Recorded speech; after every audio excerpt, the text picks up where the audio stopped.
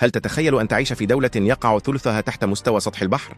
هذه هي هولندا، ولو توقفت أنظمة دفاعها لساعات لغرق نصفها بالكامل. السر يكمن في هندسة البولدر الجبارة، لكن المعجزة الحقيقية هي حجز مايسلاند كيرك، أكبر بوابات سد حركية في العالم. تخيل بوابتين ضخمتين، كل واحدة منهما بطول برج إيفل، تتحركان آلياً عند استشعار خطر الفيضان لتغلقا القناة تماماً وتحميا ملايين البشر من أمواج البحر العاتية.